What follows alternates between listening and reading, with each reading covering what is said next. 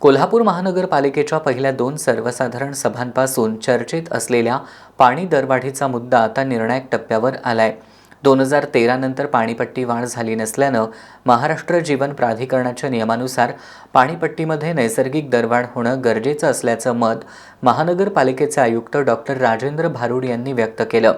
महानगरपालिकेच्या आर्थिक स्थितीचा विचार करता उद्याच्या सर्वसाधारण सभेत पाणी दरवाढीचा निर्णय घेतला जाईल, असं आयुक्त डॉक्टर भारुड यांनी पत्रकार बैठकीत सांगितलं. गेल्या काही दिवसांपासून चर्चेत असलेल्या कोल्हापूर महानगरपालिकेच्या पाणीपट्टी दरवाढीच्या मुद्द्यावर आज आयुक्त डॉक्टर राजेंद्र भारुड यांनी पत्रकार बैठक घेतली. महाराष्ट्र जीवन प्राधिकरणाच्या नियमानुसार ड वर्गातील यवतमाळ, गोंदिया, अमरावती आणि गांधीनगर यासारख्या महानगरपालिकांमध्ये पाणीपट्टीचे दर आकारले जातात. मात्र 2013 सालानंतर कोल्हापूर महानगरपालिकेच्या पाणीपट्टीत वाढ झालेली नाही. उद्याच्या सर्वसाधारण सभेत प्रशासनानं पाणीपट्टी दरवाढ करण्यास सुचवलं असून त्यावर अंतिम निर्णय होणार असल्याचं त्यांनी सांगितलं. सध्या 20,000 लिटरपर्यंतच्या पाण्यासाठी 9.5 रुपयांचा स्लॅब आहे. मात्र शहराला पाणीपुरवठा करण्यासाठी महानगरपालिकेला मोठा खर्च करावा लागतोय. पंपिंग स्टेशन, जलसंधारण, वीज बिल, मनुष्यबळ आणि STP प्लांट यासह पाणीपुरवठ्यावर वर्षाला तब्बल 100 ते 125 कोटी रुपयांचा खर्च होतोय.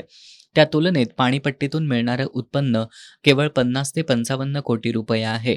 पाणी गळती आणि पाणी चोरीचं प्रमाण जास्त असल्याचं महापालिका प्रशासनानं मान्य केलंय. त्यावर नियंत्रण मिळवण्यासाठी आजपासून नवीन स्क्वॉड नियुक्त करण्यात आलं असून कारवाईला सुरुवात झाल्याचं आयुक्तांनी सांगितलं. की उद्या 19 ऑगस्ट 2026 महासभेमध्ये प्रशासनाच्या मार्फत मागील 2 GB पाणी दरवाढीचा प्रस्ताव ठेवण्यात आला होता, परंतु काही कारणास्तव तो आता उद्याच्या GB निर्णय घेण्यात येणार आहे. पूर्वीचे जे दर होते 2013 साली साधारणतः 20,000 लिटरच्या मागे 1,000 लिटरपर्यंत जर कन्झम्शन केलं तर 9.5 रुपये आपण घेत होतो आणि ज्यांचं महिन्याला कन्झम्शन हे 20,000 लिटरपर्यंत आहे अशा लोकांसाठी हा स्लॅब 2013 पासून बदलण्यात आलेला नाही आहे. 20 ते 40 असो, 40च्या पुढचे असो, कमर्शियल असो किंवा इंडस्ट्रियल असो, तर जे जुलै 2026 महाराष्ट्र जीवन प्राधिकरण, त्याला आम्ही MJP म्हणतो, यांनी जी दर प्रस्तावित केली, ज्या ज्या ठिकाणी MJP पाणी पुरवठा करते, मग आपल्या कोल्हापूरच्या जवळचं काही भाग असेल, गांधीनगर असेल, मोरेवाडी असेल किंवा काही ज्या ड वर्गाच्या महापालिका जिथं MJP पाणी पुरवठा करत असेल, यवतमाळ, गोंदिया, अमरावती, हिंगोली, यांचा जो दर आहे त्या दराशी मॅच होईल असा दर आम्ही हा प्रस्तावित केलेला आहे. याचं प्रमुख कारण आहे महापालिकाच्या पाण्याचं पंपिंग स्टेशन असेल, जलसंधारणचे बिलं असतील, MSCBचे बिलं असतील किंवा ओव्हरऑल मनुष्यबळावरती लागणारा खर्च आणि आपले जे STPs आहेत, सिवरेज ट्रीटमेंट प्लांट, यांच्यावर लागणारा खर्च हा साधारणतः 100 ते 125 कोटी जातो. त्याच्या अगेन्स्ट जे आम्हाला उत्पन्न वसुलीमधून, पाण्याच्या मीटर रिडिंगमधून होतो तो साधारणतः 50 ते 55 कोटीच्या घरामध्ये आहे. ही बाब खरी आहे की महापालिकामध्ये गळती आणि चोरीचं प्रमाण जास्त आहे, पण त्यासाठी सुद्धा आम्ही हे चोरी थांबवण्यासाठी काही स्क्वॉडची स्थापना केलेली आहे आणि ते स्क्वॉड आजपासूनच फंक्शनिंग झालेलं आहे. आजच जवळपास 1 लाख रुपयाची वसुली आणि 2 कनेक्शन त्यांनी कट केलेलं आहे. हे जे 2 स्क्वॉड असतील, तो ग्रामीण भाग असो, शहरी भाग असो, प्रत्येक ठिकाणी जाऊन ह्या स्क्वॉडच्या माध्यमातून आम्ही कारवाई करू.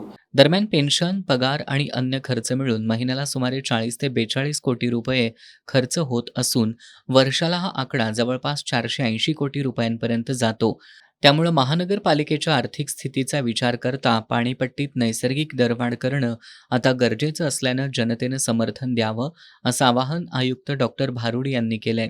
मी नागरिकांना परत आवाहन करतो, विनंती करतो की ही जी दरवाढ आहे ही नैसर्गिक दरवाढ आहे. कारण 2013 जेव्हा 9.5 रुपये आपण 1,000 लिटरच्या मागे घेत होतो, ते 2013 नंतर त्याची कुठलीही दरवाढ 0 ते 20,000 लिटरमध्ये झाली नाही आणि ती दरवाढ आता आपण ह्या महासभेसमोर प्रस्तावित करतो आहे, जेणेकरून कुठेतरी ब्रेक इव्हन यावं. ब्रेक इव्हन म्हणजे जेवढा महापालिकाला खर्च होतो STPमध्ये, पंपिंगमध्ये, क्लोरीनमध्ये, मनुष्यबळामध्ये, कमीत कमी तेवढं तरी टार्गेट हे वसूल व्हावं. आणि आपल्या सर्वांना माहितीच आहे की आपल्या महापालिकातले पगार असेल, लाईट बिल असेल, सर्व काही गोष्टी हे महापालिकाच्या उत्पन्नातून आपण करत असतो. विकास कामं असतील आणि आपल्या महापालिकामध्ये आमचं आर्थिक गणित बसवताना बऱ्याचदा तारेवरची कसरत होते, कारण घरफाळा आपला 80-85 कोटी असेल, पाणीपट्टी 55 कोटीच्या आसपास असेल.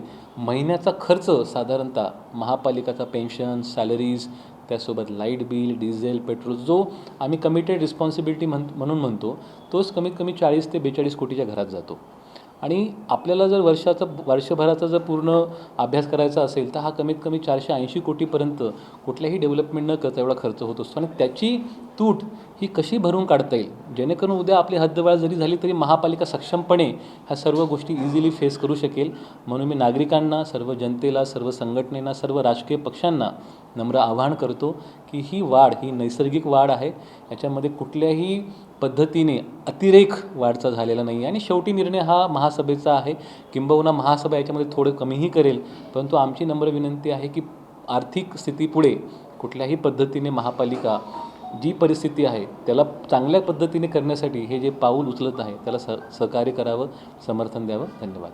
शहराच्या विकासासाठी ही नैसर्गिक दरवाढ आवश्यक असल्याचं प्रशासनाचं म्हणणं असलं तरी अंतिम निर्णय हा उद्याच्या सर्वसाधारण सभेचा असेल, असंही आयुक्तांनी स्पष्ट केलंय. त्यामुळं उद्याच्या सर्वसाधारण सभेत पाणीपट्टी कोणता निर्णय होणार याकडे सर्वांचं लक्ष लागलंय.